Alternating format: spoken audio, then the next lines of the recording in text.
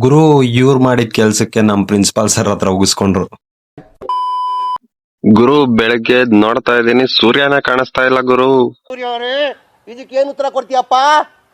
ನಾನು ಕಾಲೇಜ್ಗೆ ಹೋಗ್ಬೇಕಾಗಿತ್ತು, ಅದಕ್ಕೆ ರೆಡಿಯಾಗಿ ಸ್ಕೂಲ್ ಹತ್ರ ಹೋದೆ. ಸ್ಕೂಲ್ ಹತ್ರ ಹೋಗಿದ ತಕ್ಷಣ ನಮ್ಮ ಹುಡುಗ ಬಂದ ಗಾಡಿ ಎತ್ಕೊಂಡು.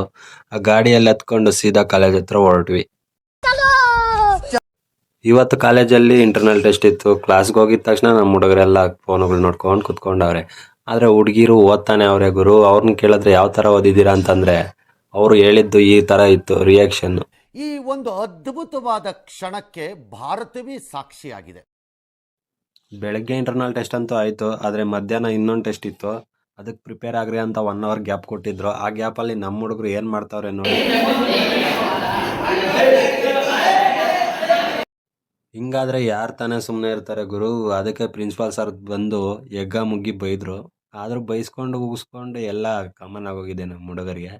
ಏನ್ ಮಾಡಕ್ಕಾಗಲ್ಲ ಅಂತ ಉಗಿಸ್ಕೊಂಡ್ ಬಂದ್ಬಿಟ್ರು ಆತ. ಇದೊಂದು ಬದುಕಿ, ಇದೊಂದು ಜನ್ಮವೇ, ಎಂತಹ ದುರ್ವಿಧಿ, ಇದೆಂತಹ ದುರ್ವಿಧಿ. ಮಧ್ಯಾಹ್ನ ಟೆಸ್ಟ್ ಅಂತ ಆಯ್ತು. ಸೊ ಟೆಸ್ಟ್ ಮುಗಿಸ್ಕೊಂಡು ಸೀದಾ ಮನೆ ಕಡೆ ಬಂದ್ಬಿಟ್ಟೆ. ಸೊ ಗೈಸ್, ನಮ್ಮ ವಿಡಿಯೋಸ್ ಏನಾದರೂ ಇಷ್ಟ ಆಗ್ತಿದ್ರೆ ನಮ್ಮ ಪೇಜ್ನ ಫಾಲೋ ಮಾಡಿಕೊಂಡು ಇದೇ ಥರ ಸಪೋರ್ಟ್ ಮಾಡಿ. ಬೈ ಗೈಸ್, ನೆಕ್ಸ್ಟ್ ವಿಡಿಯೋದಲ್ಲಿ ಸಿಗೋಣ.